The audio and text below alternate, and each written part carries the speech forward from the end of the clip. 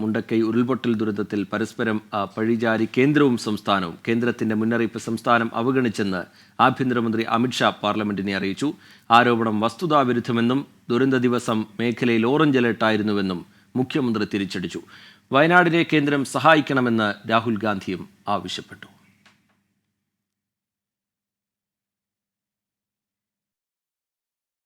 വയനാട്ടിലുണ്ടായ മഹാദുരന്തം രാജ്യസഭ ചർച്ചയ്ക്കെടുത്തപ്പോഴാണ് കാലാവസ്ഥാ മുന്നറിയിപ്പ് സംസ്ഥാനം കാര്യമായെടുത്തില്ലെന്ന് കേന്ദ്ര ആഭ്യന്തരമന്ത്രി അമിത്ഷായുടെ കുറ്റപ്പെടുത്തൽ. प्लीज लिसन अस मत चिल्लाइए, प्लीज रीड इट.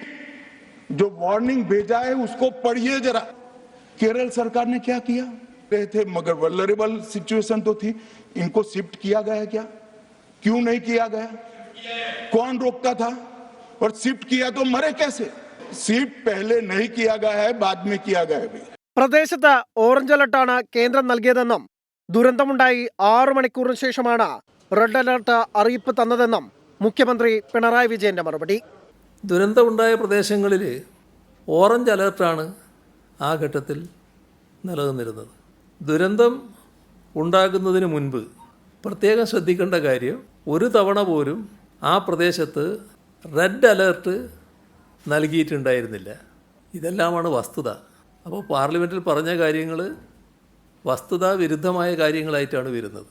കേന്ദ്രം വയനാട് ജനതയെ സഹായിക്കണമെന്നും മേഖലയിൽ പാരിസ്ഥിതിക പ്രശ്നങ്ങളുണ്ടെന്ന് വ്യക്തമാണെന്നും പ്രതിപക്ഷ നേതാവ് രാഹുൽ ഗാന്ധി പറഞ്ഞു. ഇക്കാര്യത്തിൽ ഹൈടെക്കായ എന്ത് പരിഹാരം കാണാമെന്ന് ആലോചിക്കണമെന്നും വയനാട് മുൻ MP കൂടിയായ രാഹുൽ ആവശ്യപ്പെട്ടു. രാഷ്ട്രീയ വിവാദം ഉണ്ടാക്കേണ്ട സമയമല്ലെന്നും നേതാക്കളിൽ നിന്ന് ജനം പ്രതീക്ഷിക്കുന്നത് ഏകോപനത്തോടെയുള്ള നടപടികളെന്നും KC വേണുഗോപാൽ MPയും പറഞ്ഞു. രാഷ്ട്രീയത്തിന് അതീതമായി കേരളത്തിലെ ജനങ്ങൾക്കൊപ്പം നിൽക്കുമെന്നും ആവശ്യത്തിന് സൈനിക സഹായം ലഭ്യമാക്കിയിട്ടുണ്ടെന്നും അമിത്ഷാ പാർലമെന്റിനെ അറിയിച്ചു. News desk 24.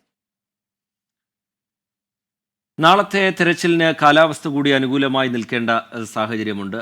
3-ാം ദിവസത്തിലേക്ക് ആ തെരച്ചിൽ കടക്കാൻ പോവുകയാണ്. ആദ്യ ദിവസത്തിൽ നമുക്കറിയാം, നമ്മൾ ഒരുപാട് പേരെ സുരക്ഷിതമായി മറുകരയിൽ എത്തിക്കുന്നത്, സുരക്ഷിത കേന്ദ്രങ്ങളിലേക്ക് മാറ്റുന്നത്, പിന്നീട് ആശുപത്രികളിലേക്ക് മാറ്റുന്നതൊക്കെ നമ്മൾ കണ്ടിരുന്നു. അന്ന് ഏറ്റവും സഹായകമായത് കാലാവസ്ഥയായിരുന്നു. അന്ന് ഉച്ചയ്ക്ക് ശേഷം മഴ മാറി നിന്നത് ആ ദൗത്യത്തിന് എത്രത്തോളം വലിയ വേഗം നൽകിയിട്ടുണ്ട് എന്നുള്ള കാര്യം നമുക്കറിയാം.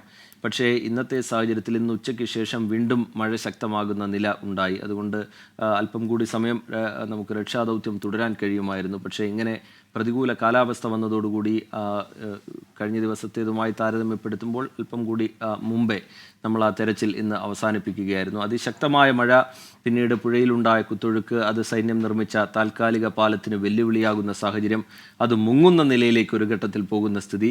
അതിനുശേഷം അങ്ങനെ അത് മുങ്ങുമോ എന്നുള്ള ആശങ്കയൊക്കെ നിലനിൽക്കുന്നതിനിടയിലും മറുകരയിൽ ഒരുപാട് രക്ഷാപ്രവർത്തകർ, നമ്മുടെ വിവിധ സേനാ വിഭാഗങ്ങളുടെ രക്ഷാപ്രവർത്തകർ അവിടെ ഉണ്ടായിരുന്നു.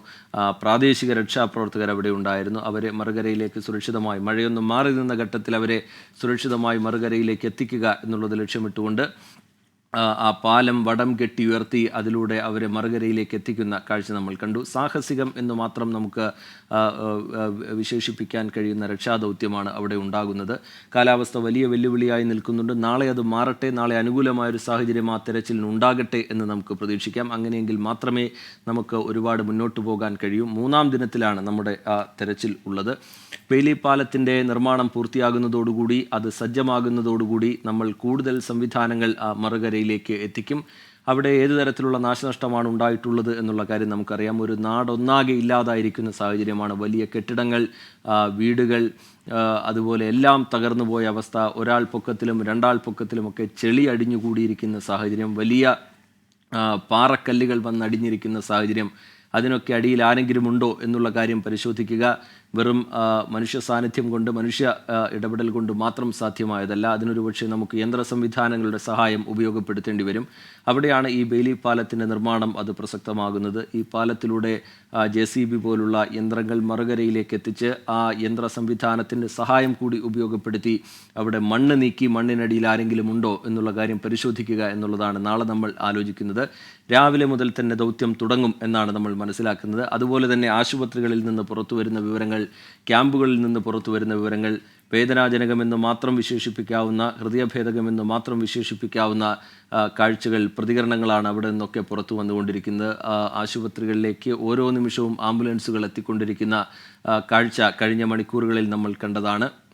ഉറ്റവരെയും തേടി കാണാതായവരാരൊക്കെ എന്നുള്ള കാര്യത്തിൽ വ്യക്തതയില്ലാതെ, അതിൽ തങ്ങളുടെ കുടുംബവും തങ്ങളുടെ പ്രിയപ്പെട്ടവരും ഉൾപ്പെട്ടിട്ടുണ്ടോ എന്നറിയാതെ ആശുപത്രിക്ക് മുമ്പിൽ കാത്തു നിൽക്കുന്നവരുണ്ട്.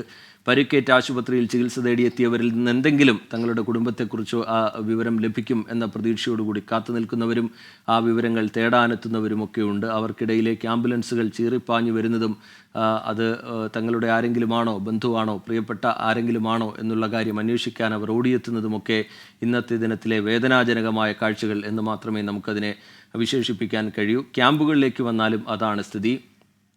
അവർക്ക് വലിയ പരുക്കുകളില്ല, പക്ഷേ എല്ലാം നഷ്ടപ്പെട്ട് കഴിഞ്ഞിരിക്കുന്നു എന്നുള്ള യാഥാർത്ഥ്യം അതവർ മനസ്സിലാക്കുന്നുണ്ട്. അതിൻ്റെ നിസ്സഹായത, അതിൽ നിന്ന് ഉയർന്നു വരുന്ന പ്രതികരണങ്ങൾ, അതൊക്കെ നമുക്ക് ക്യാമ്പുകളിൽ കാണാൻ കഴിയുന്നുണ്ട്. ക്യാമ്പുകളിൽ എല്ലാ സജ്ജീകരണങ്ങളും നമ്മൾ ഒരുക്കിയിട്ടുണ്ട്. അതുമാത്രമാണ് ഈ ഘട്ടത്തിൽ നമുക്ക് ചെയ്യാൻ കഴിയുക.